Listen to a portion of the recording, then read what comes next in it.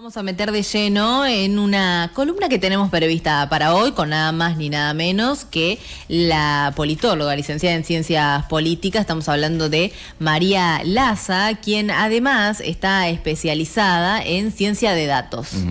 Y nos trae algunos datos que ha podido recolectar justamente y que tienen que ver con nada más ni nada menos que este fenómeno que ha ocurrido en el último tiempo y sobre todo postmundial, con discursos de odio contra la selección argentina, contra Argentina como país prácticamente. Bueno, discursos de odio contra Argentina en el Mundial 2026. Ella ha podido recabar algunos datos justamente respecto a esto y sobre todo lo que circula en el ecosistema digital, en el ámbito digital. Y vamos a estar charlando justamente de ese tema cuando logremos entablar la comunicación vía telefónica. Así que en minutitos vamos a estar entonces con la temática. María Laza ya está en comunicación con nosotros. Muy buenos días, María. Leonela y Juan de este lado te saludan. Hola, buen día a toda la audiencia y a Juan y Leonela. ¿Qué tal? Buen día, muchas gracias por la invitación. Un placer para nosotros charlar con vos. Queríamos justamente tocar este tema de los discursos de odio que han circulado en el último tiempo o se han intensificado en el último tiempo, sobre todo después del Mundial y durante el Mundial, contra Argentina precisamente. Y hay justamente una recopilación de datos que vos hacés respecto a esto para saber realmente si hubo una conversación hostil, sostenida y organizada contra Argentina, como vos lo mencionás. Sí, efectivamente, el Mundial, para poner en contexto, el Mundial empieza el 12 de junio, ¿no? Y yo estoy acostumbrada a seguir conversaciones en redes, es parte de mi trabajo, y empiezo a ver que se empieza a hablar de Argentina con un hashtag que se habla siempre, que es hambrientina, que es una combinación, digamos, poco feliz de hambre y Argentina, ¿no? Es una discusión que usualmente se da entre usuarios mexicanos y argentinos. No es la primera vez que la había visto, o sea, la vengo viendo hace mucho tiempo. Y básicamente es como una cloaca xenófoba, es un espanto, o sea, son argentinos y mexicanos insultándose, argentinos diciéndole simios o monos a los mexicanos respondiendo con argensimios, hambrientinas, pero digamos, hasta hay nada fuera de lo habitual, horrible, digamos, sí, pero nada fuera de lo habitual. Me empezó a asustar un poco el volumen de la conversación a medida que fue avanzando el torneo. Y ya empezaron a circular las acusaciones de trampa, de supuesta trampa por parte de la Argentina, y después ya, bueno, conversaciones que fueron, que no tienen absolutamente nada que ver con la práctica deportiva o con el fútbol en sí, ¿no? Entonces sí, esa fue como más o menos la evolución de cómo empiezo a recabar datos, primero desde un lugar de un poco de angustia, porque dije, ¿qué es esto? Y ya después por curiosidad, ¿no? Por mi formación y porque me interesa también qué discurso público domina en las redes sobre Argentina en este caso. ¿Y qué fue lo que encontraste a partir de los datos que pudiste recabar? ¿Qué era lo que estaba sucediendo en lo digital, digamos, en el mundo digital? Bien, al margen de esta primera conversación que es, es horrible, pero es habitual, esta conversación de hambrientina, me llamó algo mucho la atención, un componente, un ingrediente nuevo era que comemos carne de burro, eso es nuevo, por ejemplo. Se activaron, al margen de esta, que fue la inicial y si se quiere quedó un poco mucho más chica que el resto, y es una conversación sobre todo en español, aparecieron otras 5 grandes narrativas. El estudio que yo hice, es importante destacarlo, es un estudio de análisis semántico, o sea, análisis de significados, de narrativas que circulan, no de volumen de circulación. Vi de hecho ahora que, por ejemplo, la FIFA acaba de decir que sobre Argentina se publicaron casi 24 millones de tweets, que es descomunal, pero digamos mi análisis fue más de narrativas. Y la primera gran narrativa que detecto es esta de futbolística, si se quiere, de que hacemos trampa, de que somos sucios. Había 2 hashtags ahí dominantes que eran Bargentina y Argenfifa, la supuesta compra de árbitros, el trato preferencial. Y si se quiere es una primera conversación ligada al fútbol, pero que rápidamente abandona el código del ámbito deportivo y se traslada a la población argentina en general, ¿no? Son todos tramposos, somos todos jugamos sucios. Esa es la primera. Después hay una conversación en paralelo que quizás esta es la que comienza en español y se deriva rápidamente a inglés, que eso me llamó muchísimo la atención, porque digo, en la región se pueden tener prejuicios sobre la Argentina y se detienen de hecho, pero otra cosa es que lo tengan países que están muy lejos de la Argentina, y es la conversación sobre el racismo. Que es una conversación que, como decía, comienza en español. Bueno, los argentinos somos racistas, empiezan acá a circular pruebas o evidencia de ese racismo, por ejemplo, el canto Corran la bola, la declaración de Alberto Fernández. ¿Se acuerdan esa declaración que hizo de... Bajamos los barcos, bajamos los barcos. Exactamente, esa declaración. Bueno, miren, esto es evidencia de que son racistas, ahora entienden por qué América Latina los odia. Ahí cuando ya empezaron a hablar de odio me dio un poco de miedo, confieso, porque el odio es de los principales... indicadores de esto, de discurso de odio, que personalmente me da mucho miedo. Pero rápidamente esa conversación sale del ámbito del español, empieza a hablarse en inglés de eso, y ahí empiezan acusaciones absolutamente infundadas, como por ejemplo, me acuerdo que había una que decía que la Argentina había dejado de censar a la población afroargentina en la época de la colonia, para después exterminarlos en campos de concentración. Y claro, vos decís, ¿no? ¿Cuál es el fundamento para eso? La fuente, como fuente de la plaza, ¿no? Sí, fuente de los deseos. Se instala, eso es lo peor. Cual.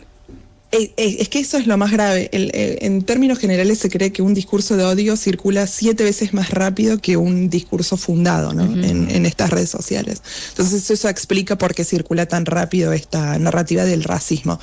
Que ojo, digo, opera también sobre prejuicios que están instalados y que son ciertos también. Digo, no vamos a decir que no tenemos prácticas racistas en la Argentina. Lo que pasa como es que la acá, hay en otros países.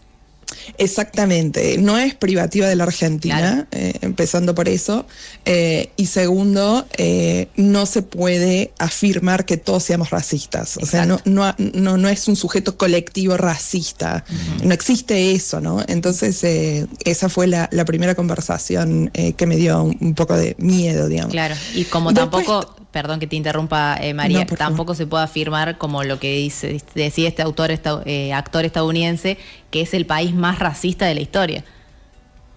Eso es una... Primero, para hablar de literatura comparada o en perspectiva comparada, yo tengo que tener elementos para hacer esa comparación.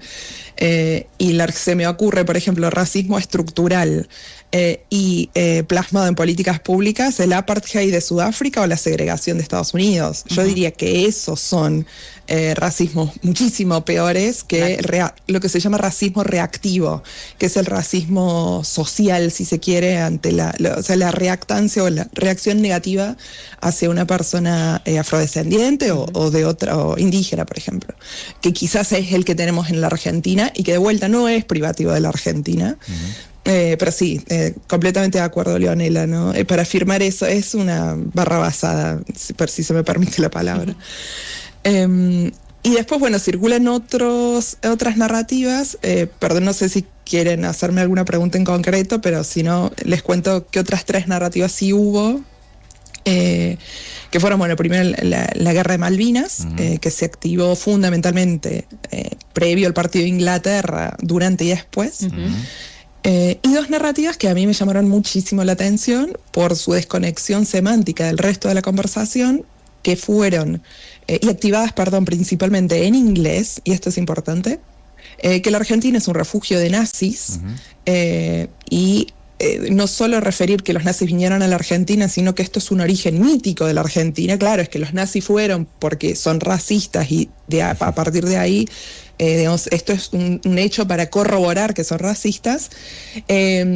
Y la segunda narrativa, que esta sí es absolutamente, es muy llamativa, que es la Argentina como el Israel de América Latina, ¿no? Pero Israel acá como categoría moral, como un país que erradica a otra población. Entonces miren la Argentina cómo hace lo mismo. Entonces un país genocida, ¿no? Estas fueron básicamente como las 5 narrativas. Fíjense que de las 5, 2/6 que mencioné, solo una tiene que ver con fútbol, claro. El resto no tiene nada que ver con eso. Uh-huh. Esto último que mencionás de el Israel de América Latina, bueno, imagino que también está vinculado y tiene que ver con una posición política, ¿no?, de quien hoy nos representa. Sí, al principio empieza por ese lado, o sea, el alineamiento del presidente Milei, Javier Milei con Israel, pero después se deriva un poco la conversación. Me acuerdo que estaba circulando mucho un tweet que estaba, digamos, también hay mucho antisemitismo en esta conversación, no es solo, es la política de Milei, la posición de Milei, pero había un tweet con un meme que circuló muchísimo, que decía mesionista, o sea, era Messi haciendo una foto rezando el muro de los lamentos, sí. Ridiculizado, porque también claro. Como lo habían editado con AI, y también ese meme, por ejemplo, circulaba mucho. Uh-huh. Y después la conversación rápidamente derivó en, bueno, Argentina es un estado sionista, pero es un estado sobre todo genocida. O sea, lo han emplazado en el sur del mundo para limpiar población. Y acá hacían referencia a la campaña del desierto de Roca. Pero fíjense que la muerte completa del contexto, unas acusaciones completamente antojadizas, sin fuentes, pero bueno, son las conversaciones finalmente que circularon y que por eso, digamos, creo que hay elementos suficientes para decir, al margen del volumen, que sí existió una campaña de odio y desprestigio contra el país. Estas narrativas, María, están más que todo puntualizadas en Europa, América del Norte, o también en América Latina se ven bastante, se han activado al igual modo que en el norte, digamos, del mundo. Las conversaciones, o sea, el inicio es predominantemente en español, porque digamos, los vecinos nos conocen, con lo cual los prejuicios de los vecinos circulan con mayor velocidad que lo que nos puede llegar a conocer alguien que vive en Estados Unidos, claro. O en, no sé, Kazajstán. Digo, ¿cuál es a ver, esto con conocimiento de causa? Generalmente cuando uno le pregunta a un habitante de Estados Unidos a dónde está Argentina, creo que no saben, digamos, no hay como ni siquiera marcarlo en el mapa. Entonces difícilmente se puede derivar de ahí un prejuicio.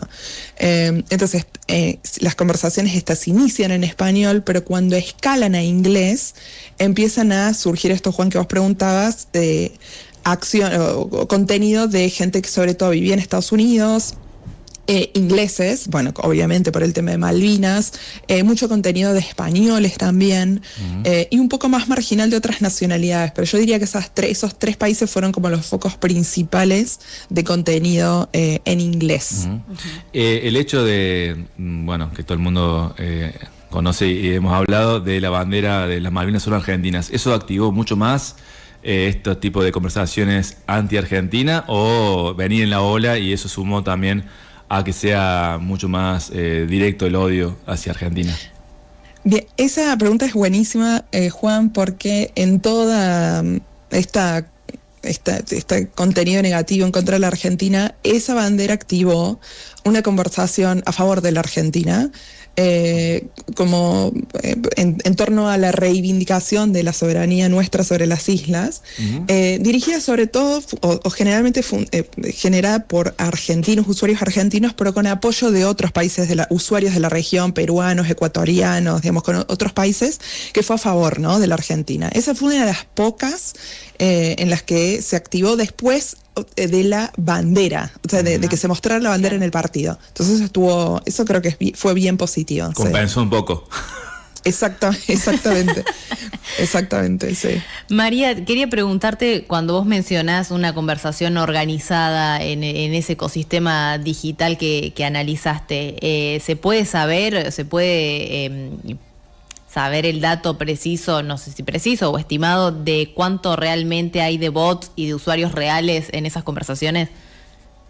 Bien, se podría saber, pero con más dinero del que yo puse sobre la mesa, digamos, porque para poner en perspectiva, por ejemplo, a mí, recabar los 40.000 tweets, para que la gente, digamos, tenga como un número en la cabeza, recabar los tweets y hacer el análisis como a pulmón por una curiosidad personal mía, me salió alrededor de $25. Uh-huh. cuando yo trabajo con esto en mi trabajo y hago consultorías, usualmente un trabajo de estos para hacer análisis de usuarios, de tweets y retweets, análisis semántico, etcétera, etcétera, puede llegar a salir alrededor de $25.000. Opa. O sea, 3 ceros más Claro. de lo que yo puse sobre la mesa. Mínimamente. Exactamente. Entonces, la respuesta es sí, se puede saber, por supuesto, pero con acceso a software que yo, digamos, no lo tengo en mi trabajo, pero esto es un proyecto mío individual, digamos. Entonces dije, bueno, voy a hacer lo que buenamente puedo hacer, que es análisis semántico. Claro. Lo que sí vi como a muy grandes rasgos, que en el debate, sobre todo en el debate de que Argentina es Israel, había muchos, la presunción de bots. Ahí sí bien. me dio sí, ahí sí, en esa conversación sí. Ahora, la que menos, por ejemplo, tiene eso, Hambrientina y la de racismo. En esa sí había usuarios reales diciendo, sí, nos odian, o sí, son racistas. Me acuerdo de uno que decía que iba a la Argentina, cuando venía a la Argentina, ella era una persona negra y le escupían en la calle, por ejemplo, ¿no? Entonces, sí, ahí sí eran personas reales, pero en el otro me dio la sensación de que no. Ajá.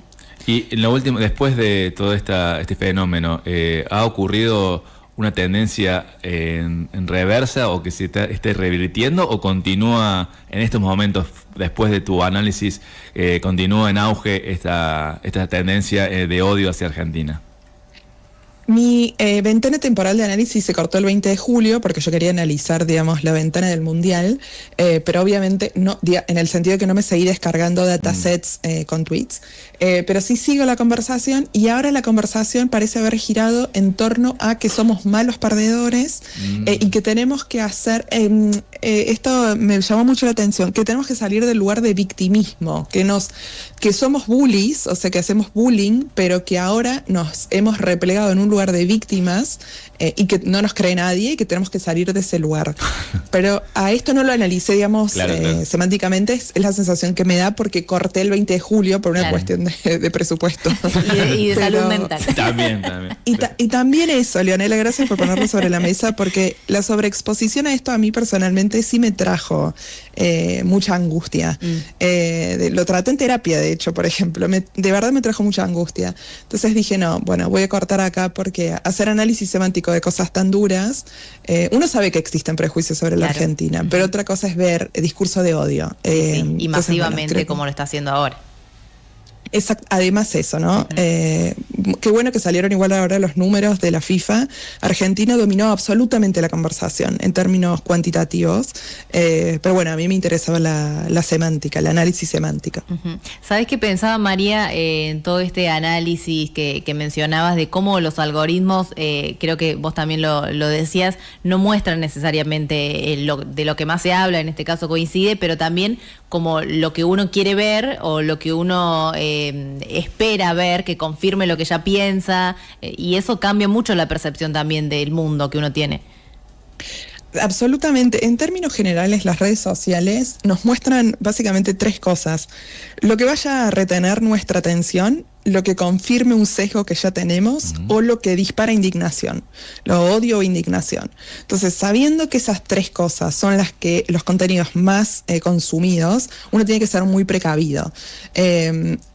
Por partida doble, para nosotros como consumidores, entender que eso no representa el mundo. Y para nosotros, para los que somos analistas o para los que nos dedicamos a hacer análisis de redes, trabajar con cautela, porque la percepción de hostilidad no necesariamente es evidencia de hostilidad, ¿no? Claro. Entonces, como estudiar más en profundidad de eso. María, te iba a preguntar porque justamente estamos haciendo esta conversación por tu artículo 100.000 moscas que salió en el sitio web Medium y que ha sido bastante viralizado en los últimos días, con repercusión a nivel nacional también en C5N, en La Nación, en el Revista Panamá. Primero te quería preguntar cómo percibiste justamente esta repercusión, si lo tenías en cuenta, si lo tenías en mente antes de la publicación del artículo, y después si podés explicar al público en general por qué le pusiste 100.000 moscas. Bien, respecto de lo primero, yo he tenido siempre me defino como una persona muy curiosa, entonces cuando tengo alguna curiosidad recabo datos y exploro determinadas temáticas, y me ha pasado en el pasado de escribir en mi Medium, que es mi blog personal, Sí. y que de repente algún medio lo levante o algo así. Ahora, como esto, nunca. O sea, fue como, no me esperaba como la exposición del blog, del post. Obviamente agradecida, porque finalmente mi intención es contribuir al debate y poner en evidencia que esto no es una percepción. A mí me han escrito compañeros que no veía hace años, insultándome, por ejemplo, porque solo por el hecho de ser argentina, y dije, no, o sea, creo que es mi responsabilidad también como politóloga contribuir al debate desde un lugar de responsabilidad y con evidencia. Entonces, lo quería hacer, pero la repercusión que he tenido, no me la esperaba. Y respecto del título, 100.000 moscas, un profesor de Derecho Constitucional, cuando yo estudiaba en la Católica de Córdoba, Relaciones Internacionales, nos dijo una frase, el doctor Pablo Riveri, un convencido republicano, yo lo admiro muchísimo, nos dijo, dice, yo tengo una remera que dice, 100.000 moscas no pueden estar equivocadas, coma mierda. Y él con esa frase nos quería advertir sobre lo que Walter Lippmann, que es un filósofo politólogo de Estados Unidos, llamó los consensos manufacturados. Cuando se genera un consenso, un falso consenso entre aparentes mayorías, que en realidad son minorías intensas, y comienzan a repetir muchas veces un discurso y pensamos que eso es verdad, solo por el hecho de que suena fuerte y un grupo lo repite. Sobre esos falsos consensos se construyó el nazismo y las peores tiranías de la historia de la humanidad. Entonces él con esa frase nos quería advertir sobre esto. Y me acordé mucho de esta idea de las 100.000 moscas, entonces dije, bueno, qué mejor título que 100.000 moscas para el post. Así que esa fue la razón del título 100.000 moscas. María, un placer charlar con vos. Muchísimas gracias por tu tiempo y por el tiempo que le dedicaste a hacer todo este análisis y la importancia de poder respaldar con datos justamente, y desde tu mirada y con lo que vos te dedicas, una interpretación o una percepción quizás atravesada por lo emocional, como argentinos que somos, qué bueno que haya podido ser respaldado con datos. No, muchísimas gracias por el espacio, por la difusión también, y por generar debates en torno a datos, que finalmente es como lo que necesitamos, sobre todo en contextos de percepciones y redes sociales. Así que muchas gracias y un abrazo a ambos. Gracias, María, un abrazo enorme.